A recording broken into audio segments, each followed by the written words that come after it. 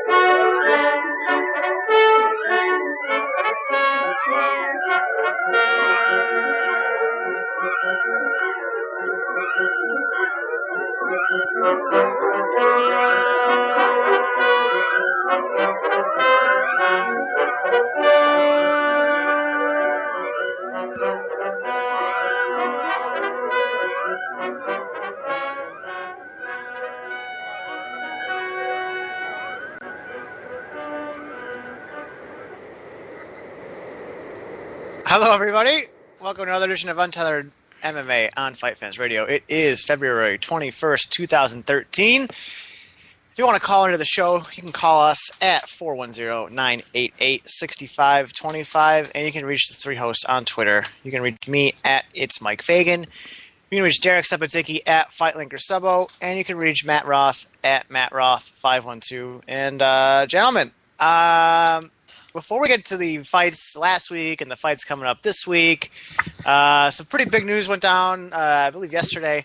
About 16 fighters were cut from the UFC, including one John Fitch. Now, usually we don't get to talk about news that I'm still sort of hyped up about, so this should be fun. Fitch was... before he was cut, was still ranked number 9 according to the UFC's official rankings, which now apparently are going to just display a blank space at number 9 until I would assume the next rankings come out. But yeah, Derek, how do you feel about it?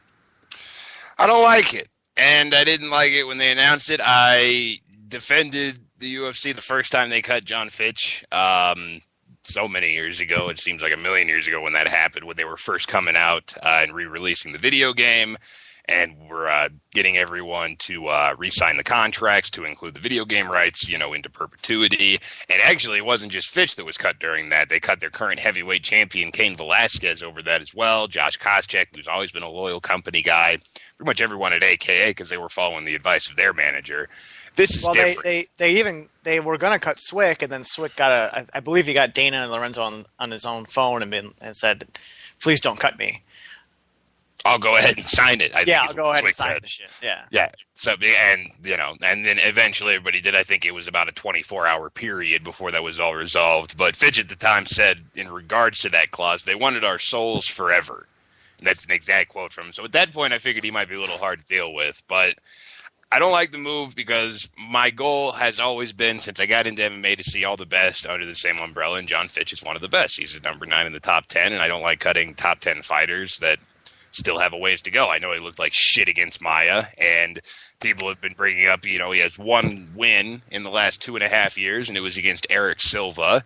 He has the draw against Fitch, or Penn, and the quick loss to Johnny Hendricks. But that said, it's not that he's not good enough to be in the UFC, so that's where I'd like to see him. And Matthew?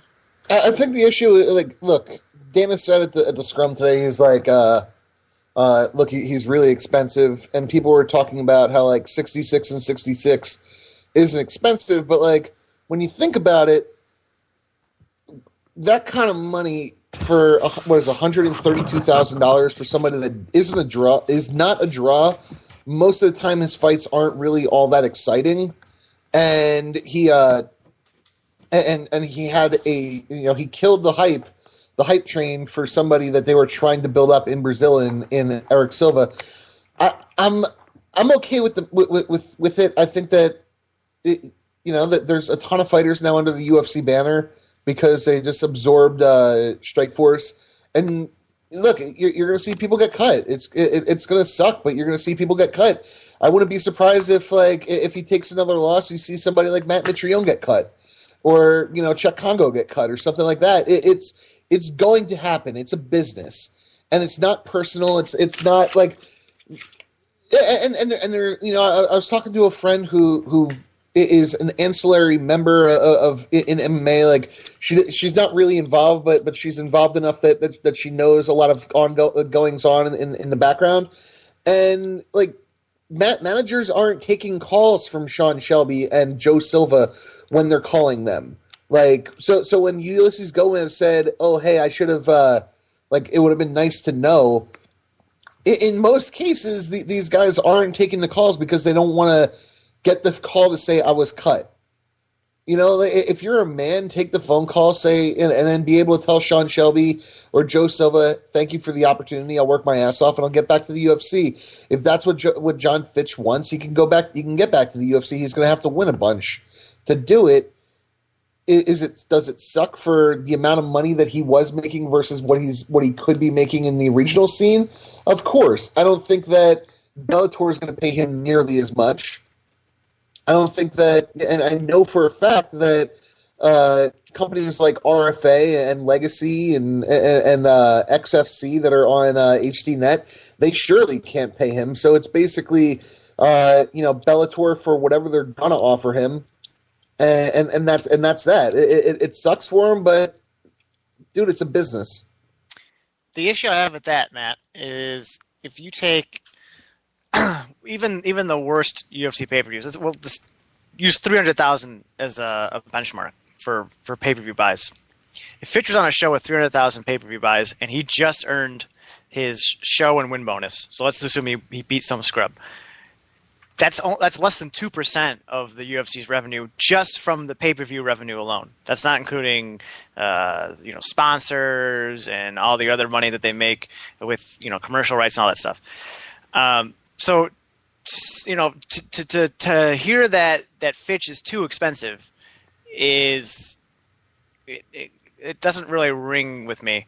Now, you could make that argument, and I would be okay with it if the argument was, or if the decision was, to cut him, renegotiate with him, try to get him to come back on a 32-32 or a 40-40, something that they find more reasonable. But the idea, and you alluded to this, and Dana said it today, that John Fitch has to win fights outside the organization and come back is a fucking joke. He's the number 9 welterweight by their own criteria, has been a top 10, top 5, top 3 guy for the last, 5 years. He's lost 3 fights in the UFC, one to George St. Pierre, the other to, Damian Maia is probably the worst loss, and the Hendricks loss, and the Penn draw he should have won. I still don't understand how BJ Penn scraped out a draw in that fight. So to kind of go back to what Derek was saying, and I understand that this is a business, this is entertainment, and they have to play to that side to an extent, but to cut a top talent for, I don't believe that it's a money issue. I just can't buy that. If this is a legitimate elite sporting organization, I cannot imagine that $120,000 potentially, should he win a fight, is the reason that they cut him. Okay, well, let's, instead of talking about John Fitch, let's talk about Jacob Volkman. Jacob Volkman, what does not make the 66-66. Jacob Volkman earns 22-22. Okay, and he in the same time frame, which we're saying 2.5 years, Jacob Volkman has win over Antonio McKee, Danny Castillo, Efrain Escudero, and Shane Roller, and he has 2 losses. Does he deserve to get cut? Look. If your arbitrary cutoff point is 2.5 years, maybe not. He also has 2 other losses in 2009 and 2010, and he's never been a top 10 guy. Never once. He's never fought for a title. How many times has he even fought on a pay-per-view main card? A handful of times, maybe? Yeah, a handful of times, but look, dude, it's a business, and it's an entertainment business. All right, He lost and those two losses that you're talking about, the ones that happened in 2009 and early 2010, that was at 170, not 155. A weight class that he wasn't big enough for, against two guys that were in the top, like against Paulo Thiago, who at the time was in the top 10, and Martin Kampmann, who at the time was in the top 10. I'm not trying to make excuses. I'm just saying, look, dude, it is an entertainment business, and if you're going to go out there and you're going to be a boring fighter, that's what you're going to get. You're going to get cut. Like somebody like Dan Hardy will never get cut. He won't get cut. Even if he loses over and over again, he won't get cut. Sam Stout this weekend. Sam Stout fights this weekend. He's 0-2 in his last two. All right? Should he get cut if he loses? Of course he should. But he probably won't, because he's a fighter that a quote-unquote wars. It's the UFC, and it's a business and their business is based on selling pay-per-views. It's not hey, you're really good and you've been good to us, so we're going to keep giving you a job. It's, you were boring as shit. That's what it is. If Clay Guida has another bad outing after the Gray Maynard fight and the Hioki fight, he's probably going to be on the chopping block. And good for him. Get rid of him if he's going to be a boring conservative fighter. There's always a bias towards that kind of excitement, and really against, wrestling heavy, grappling heavy things in those signings and in those marginal cutting decisions. And what you see, especially with Volkman and Fitch, is if you have a propensity to try to take an exciting fight and make it boring in order to give yourself a better chance to win, if, like in Volkman's last fight, the other guy's exciting, he's dynamic, and you're just trying everything you can to drag it down to the ground and get it there without really going for subs or anything, then, instead of changing the unified rules to reward stand-up and to reward aggression more and to take away a little bit of the judging advantage that positional dominance has, I think this is what we're going to see instead of a movement to actually change those rules. And I don't like it, because I enjoy wrestling, I enjoy positional dominance, and I think that the alternative is not to punish guys that do it, but to kind of incentivize other guys to get better at it and learn how to stifle it more. And then you see fighters evolving and getting better. Instead of, I don't want to see Nick Diaz fight a wrestler, you say, I want to see Nick Diaz get better against wrestlers. And, with Cerrone, they're going to put him up against another boxer with KJ Noons here, yet another benefit of the Strikeforce purchase. There are quality athletes.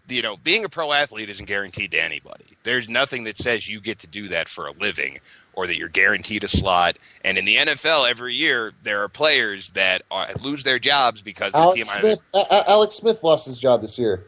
Bart Scott lost his job this year. He's going to start as a linebacker for somebody else next year. But he didn't lose his job because he wasn't good enough to do it or because he didn't perform. There were a host of other reasons. And pro athletes lose their jobs because of that every day. 95% of the pro athletes in this country live with that sort of Damocles hanging over them, knowing that I could be cut tomorrow because a younger, cheaper guy can do 80% of what I do and he's worth it. The difference between John Fitch and Alex Smith, though, is that Alex Smith is still going to get paid. He lost his job. He's not starting in San Francisco, but he's still getting paid. Or he's still got paid. It's awesome. Can go to Bellator. And it's pretty cool being part of a union. This is something that people should take into account, because Dana said the cuts aren't done. There's going to be more of this, and there are going to be some more names that we see in our job drops, and they go, holy shit.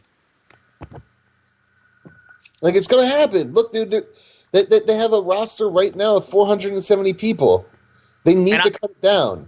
And that's fine. I don't disagree with that. But John Fitch shouldn't. There's no argument you could make to me that makes sense of why John Fitch got cut. He's boring. He's not. I don't think he's boring. I don't understand why he has that. Jake Shields is going to be another one of those guys. If Jake Shields loses his next fight, he's going to get cut. Man, I'm disappointed in you, man. I'm pleasantly surprised. I'm speaking realistically, man. If Jake Shields loses his next fight, he's going to get cut. Well, obviously, that's the precedent set right now. Mike, I can't get everything I want, and I know that going into sports. There's no such thing as pure sport where you get the stupid fans out and you don't take them into account with rule changes or the signings or with matchmaking or anything like that. That place doesn't exist. I want a place where the best are all under the same umbrella, and that impediment co-promotionally of them fighting each other is removed. Beyond that, there are still a myriad of other factors that are going to play into the sport. But this is the best of all possible worlds, in my opinion, with everybody under the same umbrella. That's why I don't like the move, because it moves against that. But the UFC isn't interested in having the top 25 in every single weight class. They never have been. That's never been their stated goal. That's just what I want them to do, and they're going to come closer than any other arrangement. Well, it's still ridiculous, guys. That sucks. I wish they had done it. But I like today that Dana did say he can go get himself a few wins and come back. If he goes and takes a shit on Ben Askren and comes back and makes, 50 instead of 66 to show and win, who knows? But I liked that Dana came out and didn't say, with Paul Daly, he's never going to fight here again, or fuck that guy, or anything like that. He framed it as a business decision, not as some kind of personal vendetta.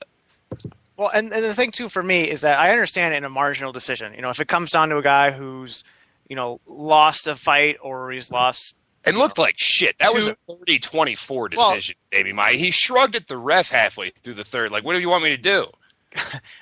I'm actually looking at Fitch's Wikipedia page now, and I didn't see it at first. Wikipedia has, in Fitch's record, it has the Damian Maia fight, the method listed as out-Fitched unanimous.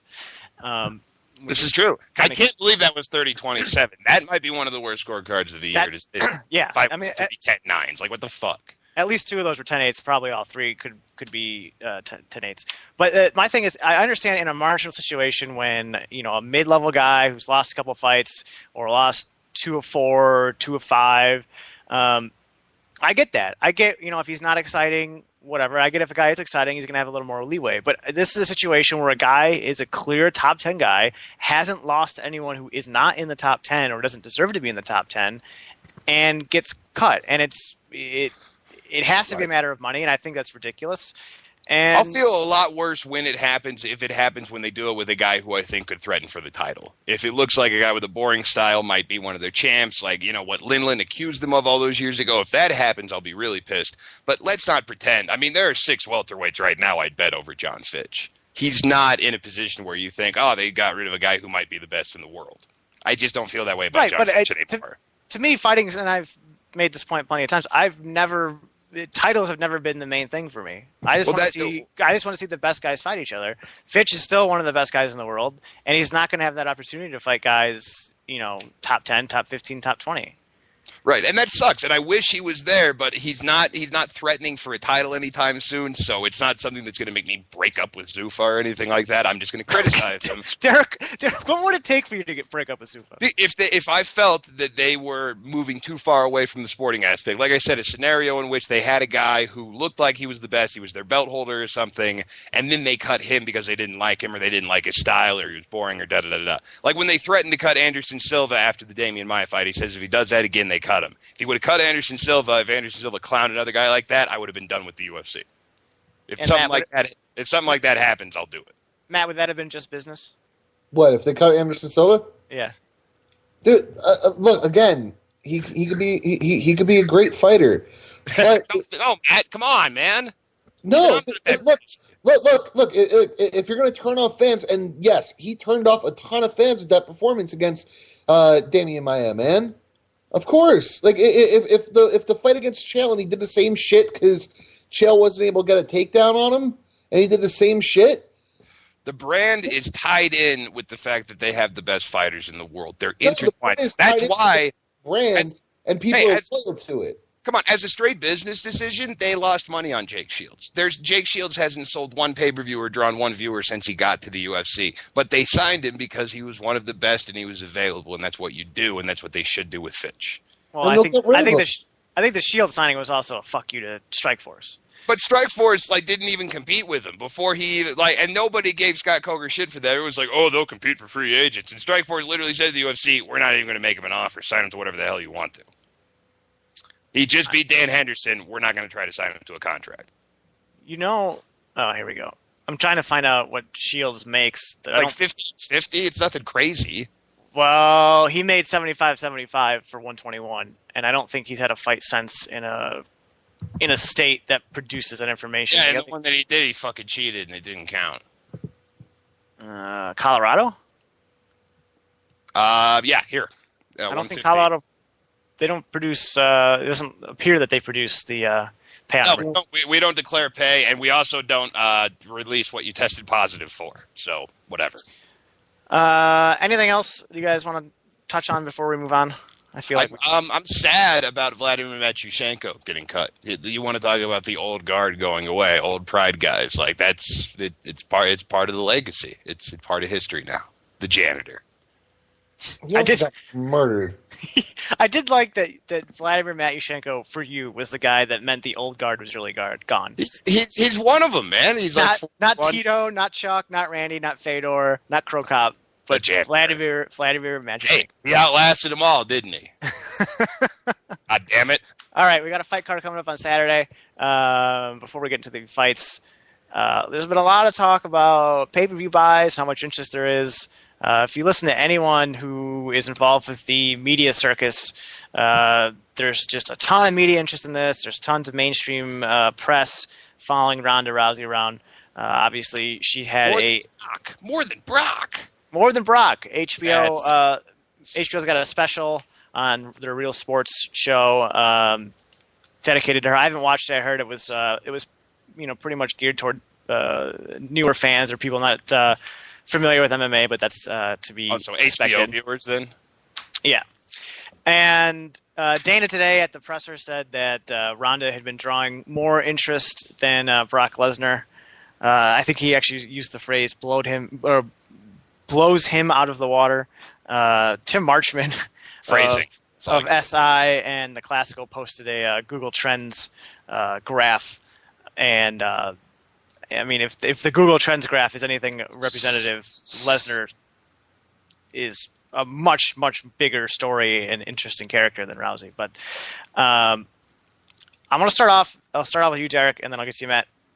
Over under pay-per-view buys. If they hit 400, I think that Zuffa will be stoked. I think you're going to be probably closer to like 350. I was going to say the exact same number. I think 400 is a success, and I think they hit it. I think it'll probably be like 430, 440, because I think the HBO audience is very virgin territory. It's helpful to, after the Mayweather news, which isn't on our little days, yeah, Mayweather is coming up here later, but with him moving to Showtime, HBO may take a little bit more of an interest in MMA because apparently Showtime is going to just put all their resources behind that. That's the impression I get. I don't think we're going to see a lot of MMA content from them in the future. Yeah, I'd always peg this show between 3 and 350, maybe a little more towards 350. And I'm a little sold on all of the media hype in terms of all the casual interest that they're seeing. So, I'm kind of leaning towards 400,000 now, but I've seen it, I don't know if you guys saw it on Twitter, but I saw a couple of people talking 800,000 buys. That's insane. That's because people are stupid and they think, Ronda Rousey's this instant pay-per-view star. When frankly, and there are women MMA fans who feel this way because they talk to their other female friends who are like, do you want to watch this? If it was on free TV, it'd be a lot easier to get women that have never seen MMA to check this out for the first time. I have a friend, I was tweeting about it. I asked her, she's a huge sports fan. She's tried to watch MMA. She's not too into it, but I asked her, how much knowledge do you have about the show on Saturday, and how much interest do you have in it? And she said she knew about Rousey. She knew that she was an Olympic champion and all that. And she would be very interested in watching it if it was on free TV, but she's just not interested enough to pay $60 for it on pay-per-view. And it's hard for me to imagine that this show, which I imagine would do, 300,000 just with MMA fans alone. I don't understand where the 500,000 extra people are coming from that are going to spend $60 on the sport that they aren't really interested in, instead of just waiting to see the results or the highlights the next day. But yeah. Yeah, we'll see. I mean, who the fuck knows? But I don't think it's going to be 8. I don't think it's going to be a George St. Pierre card. That's a little silly. Yeah. Yeah. I mean, look, if it does, as I said, if it does 400, like that's a huge success. Like fucking Frankie Edgar versus Jose Aldo didn't do that. Yeah, and I think there's no shame in 300 or 400,000 buys. Obviously, both women are not only new to main eventing pay-per-views, but they're new to the UFC. Rousey has built up a name in the last year, but no one knows who Liz Carmouche is. She does have a nice story, which helps. The big thing for me going forward isn't so much how much they do on this show. It's sort of like how Bellator debuted on Spike. It's not the first show. It's not the second show. It's shows 2, 3, 4, 5. Well, how this one is this one's a little more important than those, in as much as this is the first women's main event in the UFC. So if it hits 400, they're going to say, "Hey, let's sign a few more women fighters. Let's get them in co-main events. They're not a drag at the box office. We can actually make some money off these chicks because they're still really non-committal towards that. I know they signed Zingano and they have a few other fights lined up, which is very promising. But the number on this is either going to make them, keep going with the full steam ahead attitude or make them slow down a little bit and say, whoa, if, Ronda can't do 300,000 by herself, what the fuck are we doing here? Yeah, and the interesting thing, too, is when they first announced that they were going to sign Rousey and that they're going to introduce the women into the UFC, it just made sense to me to put the first show on Fox, put the first fight on Fox, get that casual interest, and then, the women or the target audience that they're trying to draw in that aren't fans of the sport now would see what Ronda can do against an opponent that she should have no problem doing what she's done to the last 6, and then putting on the pay-per-view fight. And then you could set up, the Miesha Tate rematch or whoever they want us to line up for that second fight, for that pay-per-view fight. Now you have an established draw on Rousey or an established fighter, a UFC fighter, a champion, and then you have her challenger that they've been introduced to. Because now if they, whatever Ronda's second fight is, it's still going to be someone that people don't know that well. Right, and especially, and putting her next opponent, putting at least some kind of women's fight on Fox, I think that's something they have to do. Yeah. If it's not Ronda, it's got to be her opponent. But I completely agree with you. I think that's what they should have done out the gate here. But it seems like they're taking kind of a sink-or-swim attitude, at least with Ronda. Everybody makes fun of the crust that they think Dana has on Ronda and da-da-da-da-da. But for all of that, she's getting thrown right into the fire headlining a main event by herself. And if she can't do it, if she had fucked up at all during the media preparations or had any big hiccups, missed any press conferences, it would have come down on her head. She's been everywhere she needs to be. Now all she has to do is come out and perform, and I think that we'll see good numbers. Well, she did have a little bit of a hiccup. There was the little one, but if you Google that, there isn't a newspaper, there isn't a non-media, there isn't a non-MMA blog that picked up that story at all. That was, for as stupid as her manager was on the MMA show, and it never got worse. It never moved beyond our little blogosphere, and that was the worry. The one thing I want to talk about before we actually get into the fights, I know you didn't watch the press conference, Derek, but Did not. It was very odd considering how built up, even in the press conference itself, how built up it was that there was so much interest here, there was so much mainstream interest. That press conference, it started late. It started about 20 minutes late, 20 minutes past the hour. It ended 20 minutes before the next hour. So it was about a 20-minute press conference. And if I remember correctly, it was mostly your typical MMA media asking questions. So I was very confused about that. I do need to check out the Fitch rant, apparently, by Dana. And Smoogie did post an excellent picture of Lyoto Machida giving a reporter an I am disappoint face. So at least that did happen. We do need to talk about the co-main event on this fight a little bit. We need to get some predictions in on this, because this is an interesting bout at 205. Yeah. Well, first, Rousey Carmouche, I'm assuming all going with Rousey by armbar. No, dude. Come on, fly that rainbow flag. Let's talk about. I'm rooting for Liz Carmouche. I would. Why are you rooting for Liz Carmouche? Just for the sake of chaos? Yeah. Chaos. Yes. I mean, yes. Chaos. What? Chaos. That's all. Look, I'm not even going to front on that, man. All I care about is the fact that right now they're banking on Ronda Rousey. That's it. They gave her Liz Carmouche because Liz Carmouche is as nice of a girl as she is and an amazing person. She lost to Marlos Conan and Sarah Kaufman. They're not thinking that she's going to win. They are both good fighters. Let us make that note. They're both really good fighters, and she looked good against Marlos in the first round.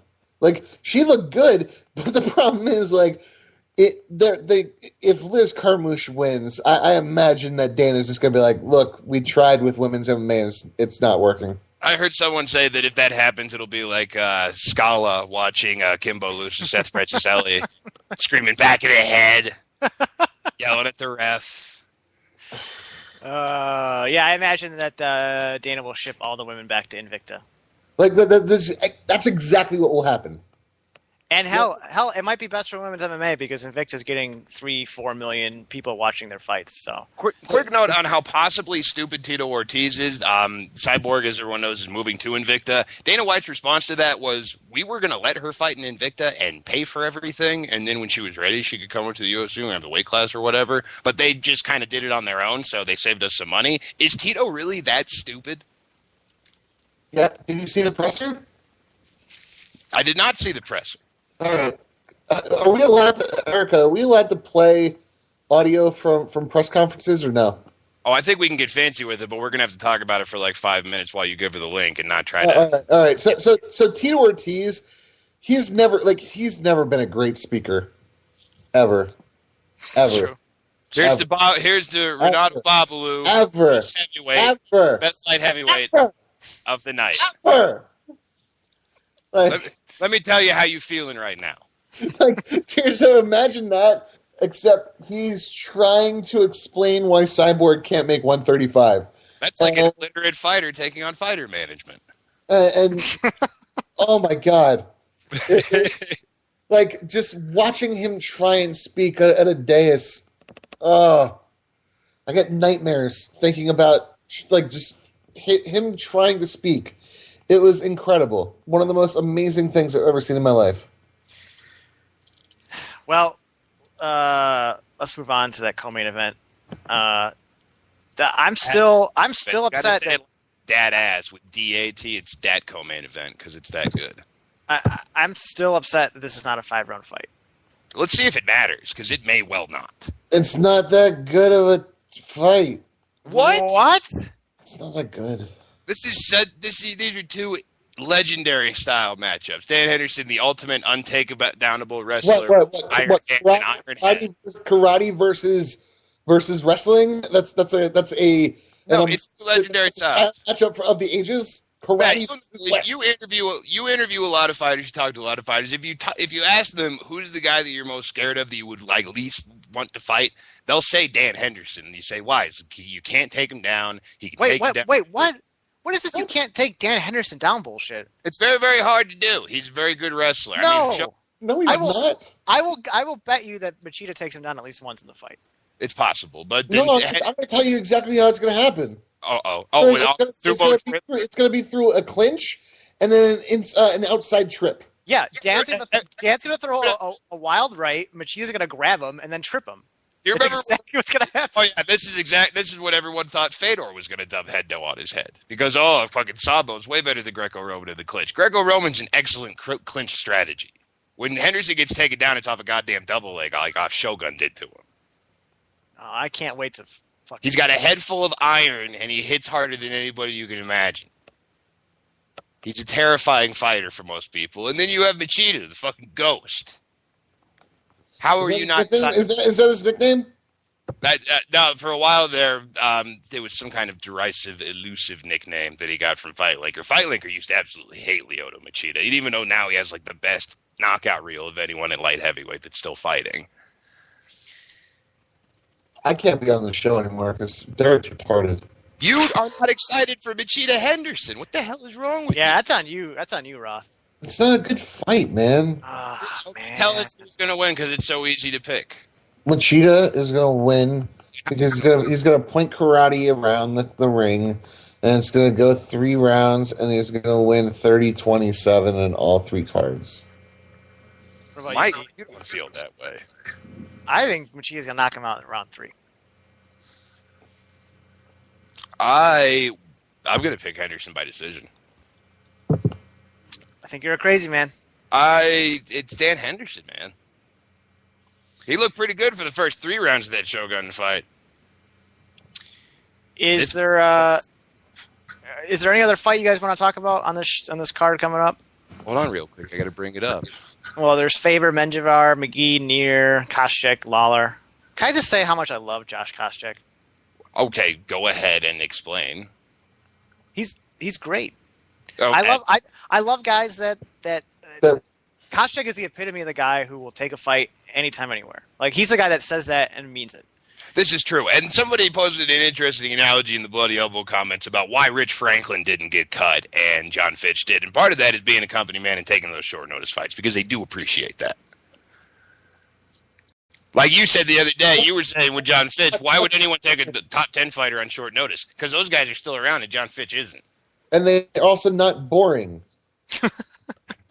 That too. Okay, do you think that Brendan Schaub's chin will be able to survive the onslaught of LeVar Johnson? No. You just want to, like, how about this? We just play yes or no questions with Matt Roth, and I'll just tell you yes or no what's going to happen. What if Brendan Schaub does his jiu-jitsu? Is LeVar Johnson got mounted what? by that? His jiu-jitsu? Oh, jiu-jitsu.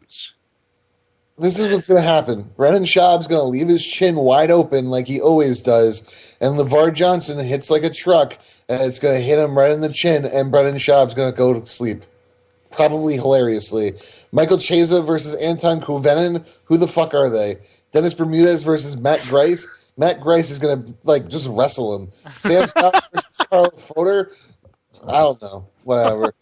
Kenny Robertson versus Brock Jardine. Who is Brock Jardine? Like, I don't know, man. John Manley versus Neil Magny. Terrible. Nashan Burrell versus Yuri Villafort. Yuri Villafort is going to win. Josh Koscheck versus Robbie Lawler. Robbie Lawler's chin sucks. Court McGee versus Josh Neer. Court McGee. What the fuck are you talking about? That is A+ analysis right there too. Just took shit all over Robbie Lawler's chest. That was unnecessary. Matt, is Uriah Faber going to beat Ivan Menjivar and then put a burlap sack over Liz Carmouche's head and fight Ronda Rousey? What's going to happen is that Uriah Faber is going to beat Ivan Menjivar, and somehow he's going to get another title shot. Because bantamweight, apparently, he is like the number 3 bantamweight in the world for some reason. They'll have him fight Barao again to see if they can set up the third match with Cruz. Absolutely. What else would you have him do with Cruz's hurt? What should Barao do? Okay, so this is Uriah Faber. Lose to Matt Brown, fight Jens Pulver, fight Matt Brown again for the title, lose, fight Rafael Asunciao, win, go fight Jose Aldo, lose, take 2 fights at bantamweight, win, then lose to Dominic Cruz, then beat Brian Bowles, then then lose to Renan Barao. This guy is going to get another title fight off of beating off of one win. Because, like, who else is That's what I'm saying. Who do you want Barao to fight while Cruz gets healthy? Where's Brian Bowles? Where's Brian Bowles? Fucking nursing the ass beating that Uriah Faber gave him. We're still looking for him though. Yeah, like, look, that's the real question. Like, why isn't somebody putting his face on a milk carton? Oh, they need flyers up on all the telephone poles. Oh my God! Like, I bet you I bet you that's what it's like in Atlanta. They're, like, somebody like Rory Singer from Hardcore Gym has posters all around Atlanta, just going, "Have you seen this man?" Kind of weird that Court McGee, Josh Neer is on the main event, seeing as how they've both lost their last 2. But they're exciting fighters. They're fun. You don't get it's a fucking business. Who buys a pay-per-view because Josh Neer is on it? No one. That's what I'm saying. Like, there are maybe 30 fighters that move the needle. The rest are just kind of there. Okay, so does Matt Brown move the needle? No. Then why does he always fight on the main card? Because he's exciting, you dumb fuck. He's been on the prelims before. He's always on the main card because he's exciting. That's why he's always fighting on Fox, because every single one of his fights is exciting. Your mom's exciting. That's messed up. Dude, what? She's a thrilling. You're an asshole. She's an engaging woman. You're an asshole, Subo. He's been on plenty of times. Boys, I want to move on to a completely different topic. John McCarthy this week said in an interview, he was talking about stand-ups. I'll read the quotes. I will only stand up a fight when it's close to an even position. If you're in guard or even half guard and the action is stalled to the point, I will give you warnings that I need you to get busy and nothing really changes. You show me that you can't do anything. I'm going to start over, boys, because this is poorly punctuated here. I will only stand a fight up when it's close to an even position. If you're in guard or even half guard and the action is stalled to the point and I give you warnings, I need you to get busy and nothing really changes, you show me that you can't do anything. I'm going to stop you. I'm going to restart you, but if you get to dominant positions, be it side control, mount back, the only way in the world that I would ever stand someone up out of that, and I've done it once, is if you go and clamp down and you're the one stalling the fight because you're not doing anything. You'll get fighters that sit there and they'll want you to stand them up, and you go, there's no way in the world I'm standing you up. Don't look at me to get you out of your problem. Get yourself out. And this is something that I approve this message. I approve this message, but I actually would take it a step further. And it's something that I've talked about for a little bit. I think they should eliminate stand-ups and restarts forever. Me too, and Joe Rogan has said that before. Actually, do you know that I believe he has Dana White on his podcast tonight, so I may have to reboot the Joe Rogan Experience and listen to that because I'm sure there'll be some interesting banter. He does. I believe that starts in 10 minutes right after. Well, no, I'm not cutting out for it. I never listen to that shit live. I'll just get it on iTunes later and drive around and listen to it. But yeah, I would take that a step further because to me, when you have in the rules that you will stand a fight up if the action stalls on the ground or in the clinch, you're basically giving the fighter who's in the disadvantage position to stall and wait for a stand up. If you get, we'll use John Fitch as an example. If John Fitch is on top of you, and he's not going to get stood up by the referee, that's going to give you more incentive to try to get yourself up, which is also going to give Fitch more opportunity to pass your guard, get into a dominant position, and potentially give more action to the fight.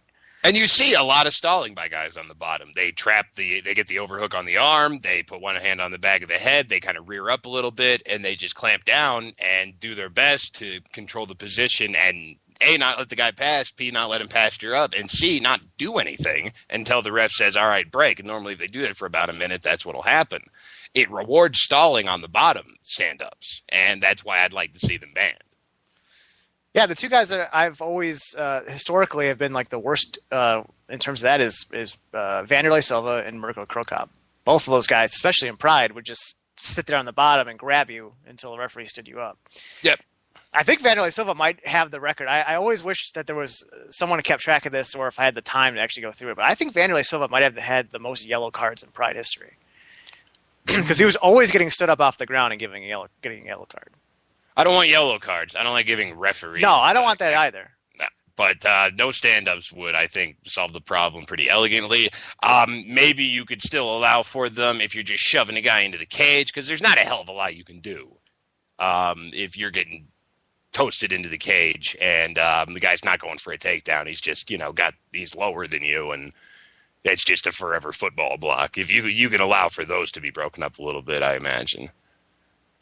I also just like it too, in the sense that you give the referees one less decision they have to make. This is true, and they do suck. I was rewatching Fedor Bigfoot earlier today, and Bigfoot had Fedor against the cage for about 15 fucking seconds before Dan was like, all right, break. Dan Miragliotta has a way of appearing in the most controversial of decisions, be it the Nelson Arlovsky stand-up, or the Thompson Kimbo stoppage, or the Fedor Bigfoot fight. Not saying, I'm just saying. Any thoughts, Matthew? Did Matt check out? If he did, he's got some balls because he's 20 minutes early. Matt, you son of a bitch. He did check out. How dare you? Wow. How dare you, Matt Roth? Wow. So I guess just you and me for the next 10 minutes, Derek. 10 minutes? This is going to be like a 40-minute show. We came in late, sir. Yeah, I got shit to do, though, my friend. Everybody's got shit to do but me. It was a snow day from school today. I got to stay home. Yeah, you guys get it pretty bad? Not really. I mean, it was only like 3 or 4 inches, but I live in a very libertarian/Republican city, so we have like 2 plows, and the roads are just shit. It's ridiculous. We have I live in a county of like 600,000 people, and the roads are just decimated for days after a snowstorm. That should not happen in Colorado. No, it's goddamn ridiculous. The highways are nicer than the fucking city streets. So Derek, what do you think about the new posturing on TRT? I believe it in a way because I think that the UFC cares about the UFC. And I think that if you're a guy who can only make the UFC money by jeopardizing their ability to fight with athletic commissions, like, name Marquardt sinking a main event, possible issues with if Chael Sonnen won that Anderson Silva fight and then popped for positive tests afterwards. I think the UFC cares more about their brand's reputation than the guys that are currently on TRT. So when I hear that they're going to test the shit out of people and start busting their balls, I buy it because they do the testing overseas that they report and nobody has to know about it, but they do it anyway. Their involvement in this is a self-protective measure, and that's all it is, and that's all sports are ever going to do without being literally forced to by legislation and constant oversight. Just the amount that they have to do in order to stay alive via the athletic commissions. And with TRT, if you don't get it approved, that jeopardizes that. So I think that it's a real deal. Do you think it was the Vitor thing? Do you think something happened with Vitor that the reason that kind of broke the camel's back here, so to speak? Did we ever hear what that positive test was about? The positive test was it was not Vitor, but it did come out that he had been approved for TRT. The only thing I remember that's come out from this is that everybody passed, but Overeem did a blood test and the results haven't come back yet. Those were the same card, right? That those stories came out on? Well, the drug test was from the Brazil show. Yes, that was Bisvig versus Belfort on Fuel. Yeah, right. Overeem Bigfoot was the different thing. Yeah. So, I heard about it. I think it was for 150, whatever it was. The Bigfoot Overeem card that had the Edgar Aldo headline, which had 56. Oh, Tiago Tavares at FX7. Thank you, my friend, listening on the Twitter. I appreciate Mookie Alexander more than he knows. This is wonderful. One of our 8 listeners helping us out. Where the fuck are the rest of you? Get on Twitter and hit me up. Well, when one of the hosts is ducking out early. Yeah, but, you have more followers than he does. What the hell? Where's our social media presence? 57 episodes in. Other big news this week, and you alluded to it earlier, Derek, Mayweather moving to Showtime is going to fight Robert Guerrero. I'm still surprised. I don't really know what else to say about it. I am too. I mean, I don't think anybody saw it coming, but all the reports are that Showtime just fucking sold the farm. That HBO brought in a perfectly respectable offer that, Mayweather would have been crazy not to sign, but that they brought a knife to a gunfight and Showtime just went nuts. Yeah. It'll be interesting to see what happens, and it'll be interesting to see if they get Fedor. I mean, if Mayweather, it's a similar.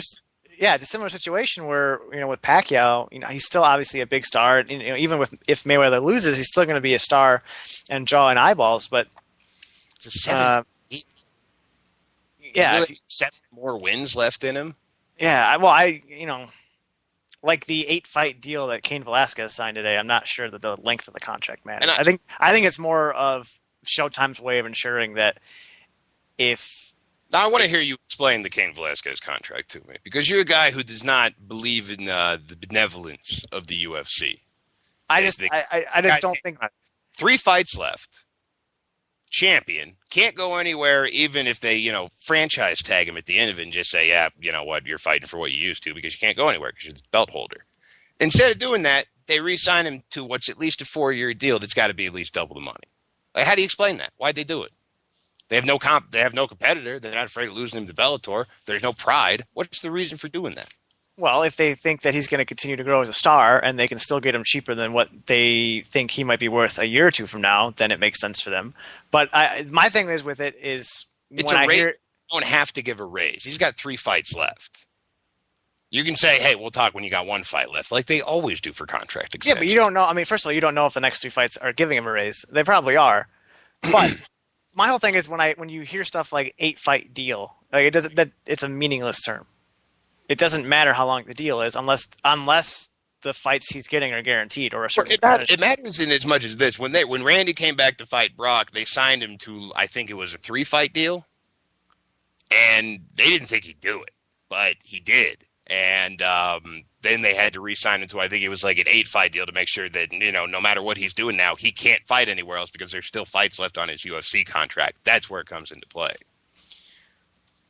I mean, also for them too, an 8-fight deal makes sense because if he does lose the title and he lost his next 2 fights, not that you're really worried about Cain Velasquez walking, but if he ran out that 3-fight deal without being the champion and decided, hey, you know what, my buddy John Fitch got fucked, I'm going to leave too.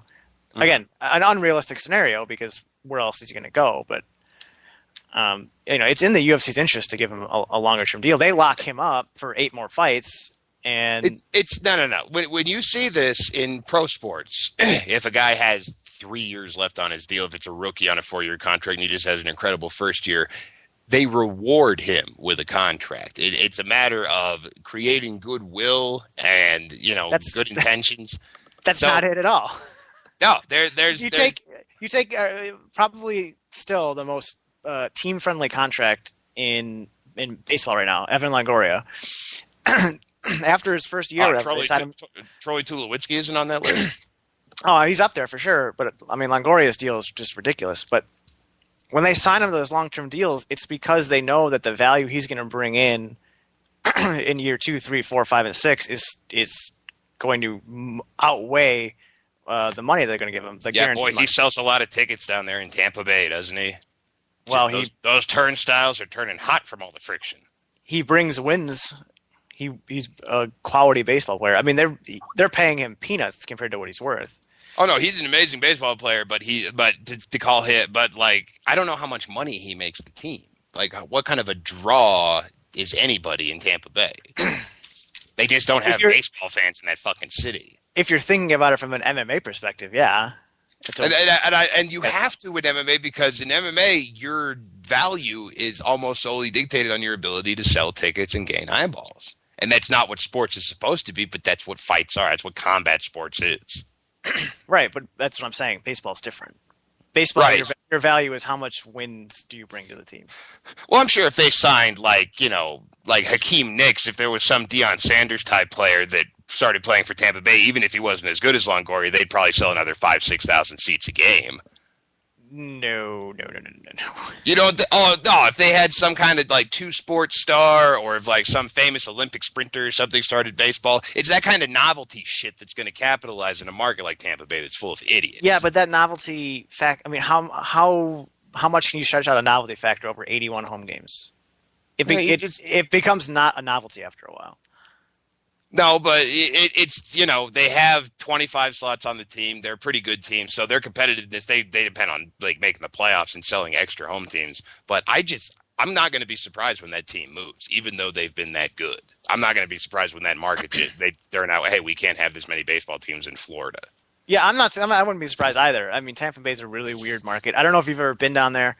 The stadium's actually in St. Petersburg, and the ballpark is literally the worst ballpark I've ever stepped foot in. It's America's oldest city, St. Petersburg. That's Spanish colony. That's interesting. Yeah, it's interesting. No, Chapaketa Field is it feels like you're watching baseball in a warehouse, especially when there's no one in there and there's you can literally hear from the other side of the field people heckling, like loud and clear what they're saying and what they're yelling. Yeah, I remember Ken Griffey Jr. presents Major League Baseball for the N64. Had these fantastic stadium models, and Tropicana Field was by worst the shittiest one. Yeah. Last thing before we get out of here, Derek. Rory McDonald. This is not the same St. Petersburg. I must correct myself. This is a piece of shit city founded in 1876. Well, there you go. Rory McDonald hurt again. Johnny Hendricks moves up to face Carlos Condit, and Nate Marquardt steps in to fight Jake Ellenberger. Thoughts? So glad that everybody's under the same umbrella so that we have these deep reserves. Cerrone versus Nunes is another example of, hey, we have all these fighters lying around so an injury doesn't impact the quality of the card going forward. That's something you only get with a unified talent pool, and I love that. I think Ellenberger wins. I think that Hendricks wins. I think that's a hell of a test for him. I wish he would have just glued his hands to his ass and say, call me when you give me a title shot. But I love having everyone there. I don't give Roy McDonald any shit because the last time he was hurt was for the BJ fight and he had a fucking vagina in his forehead, so I don't think he's faking it or anything like that. All right. Well, we'll call it a show there. I'm a little. Fuck you, Roth. Yeah. Well, hopefully, we'll get him back next week. I don't know if we do. I'm a little. Oh, Derek. He didn't even sign out of Skype. He's just away. He Derek. didn't even log out of the conversation. Don't say things you can't take back later. Oh, that's my job. That's how people know me. That's true. All right. We'll see y'all next week. All right.